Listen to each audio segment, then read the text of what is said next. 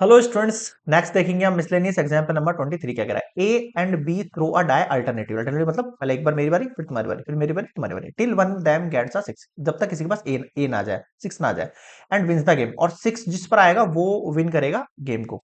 ठीक है, तो हम यहां पर कह सकते हैं लेट एस डिनोट कर सकता है सक्सेस को, यानी कि गेटिंग 6। अब आपको पता है, अगर अपने एक डाई थ्रो करा है ना, और उस डाई थ्रो के ना 6 आने के चांस कितने हैं सर? 1/6 है। और एफ किसको डिनोट कर रहा है? एफ डिनोट कर रहा है सर फेलियर को, मतलब कि नॉट गेटिंग 6। सिंपल है सर, नॉट गेटिंग 6 वाली कंडीशन है। एक नहीं, ब्लैक कुछ ज्यादा मोटा हो रहा है क्या?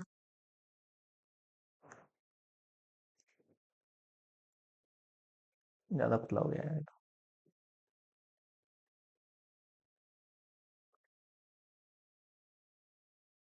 चलो, हाँ, फेलियर के लिए ऑब्वियस बात है 6 नहीं है, उसके लिए 5/6 हो जाएगा। समझ गए यहाँ तक? ठीक है, मान लो मैं स्टार्ट करता हूँ ए के हिसाब से ना। मुझे ए स्टार्ट अगर करता है फर्स्ट वाली पे, तो फर्स्ट अटेम्प्ट के अंदर वो 6 लेके आता है। हाँ सर, फर्स्ट अटेम्प्ट में क्या लेके आता है? 6। तो ए क्या कर जाएगा? विन कर जाएगा। ए क्या कर जाएगा? विन कर जाएगा। तो ए विंस इन फर्स्ट अटेम्प्ट, है ना?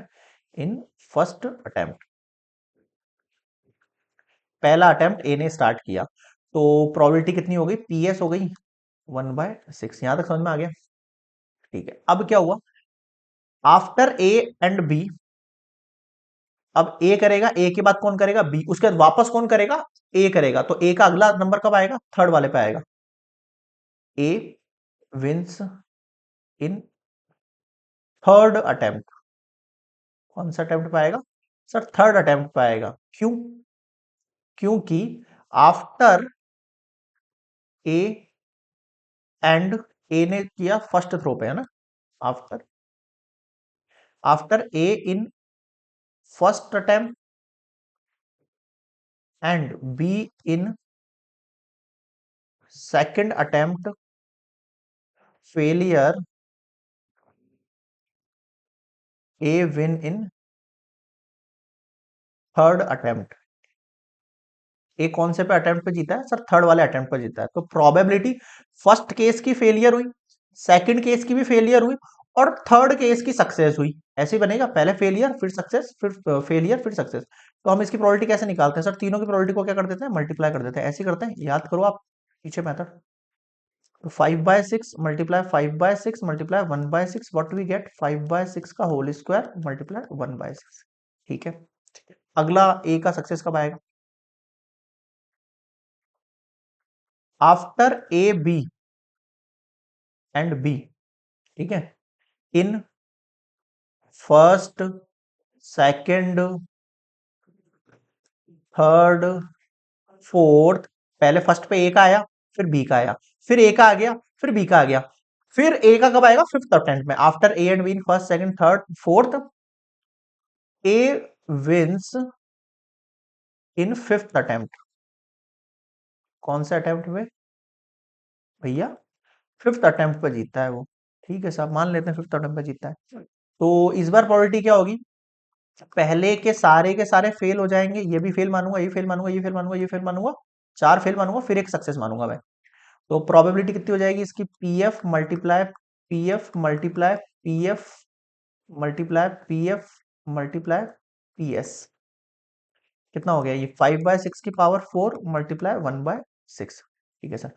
तो अगर आप इनको टोटली फोकस करो इन पे, प्रोबेबिलिटी ऑफ ए विंस को, तो क्या आया सर? फर्स्ट अटेम्प्ट में 1/6 आया। ठीक है सर।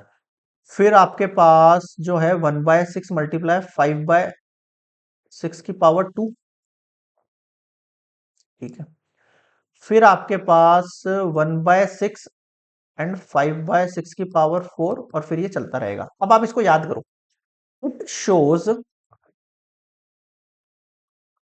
सम ऑफ जीपी, है ना? सम ऑफ जीपी कैसे होती है? Plus A R square plus ऐसे ऐसे ए आर n-1 चलती रहती है। ठीक है, और इसका सम क्या होता है जीपी का? सर इसका सम जो होता है हमारे पास जीपी का, वो फॉर्मूला हो जाएगा हमारे पास a/1 - r। अब इसके अंदर यहाँ पर a कौन है और r कौन है? सर ऑब्वियस बात है, ए तो 1/6 है, साफ ही दिख रहा है मुझे। और आर कौन है? देखो ये वाला आर है 5/6। आर इक्वल्स टू 5/6 का पावर स्क्वायर में। क्यों? क्योंकि देखो यहाँ पर पावर 4 हुई है, मतलब स्क्वायर की पावर स्क्वायर लगी तभी तो 4 हुआ है। इसका मतलब आर तो आपके पास पहले से 5/6 है। ठीक है, तो इसका फोकस कर लूं मैं यहाँ पे, इसको मैं ऐड कर दूं यहाँ पे। तो प्रोबेबिलिटी ऑफ ए विंस जो होगी ना, उसकी प्रोबेबिलिटी हो जाएगी ए यानी 1/6 और 1 माइनस आर यानी 5/6 की पावर स्क्वायर। ठीक है सर, समझ गए। यहाँ लगाओ, 5 5 जा 25, 6 6 जा 36, एलसीएम ले लो। 36 माइनस 25/36 ले लो। 36 में 25 गया तो कितना बच गया? 11/36। अब देखो 1/6 मल्टीप्लाई 36/11, 6 6 जा 36, व्हाट वी गेट? 6/11। ये ए विंस की प्रोबेबिलिटी है। Find the respective probabilities of winning if A start. आपको दोनों की निकालनी है अलग अलग। तो प्रोबेबिलिटी ऑफ बी विंस अगर निकालने को कहूं मैं आपसे, तो क्या आप करोगे? 1 - 6/11 कर दोगे। कितना हो जाएगा ये?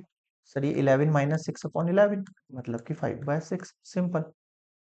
तो ये हो गई आपके पास प्रोबेबिलिटी ऑफ ए विंस, और ये हो गई आपके पास प्रोबेबिलिटी ऑफ बी विंस। बताओ समझ में आया क्या? हाँ सर आ गया। ये हुआ कंप्लीट मिसलेनियस एग्जाम्पल नंबर 23।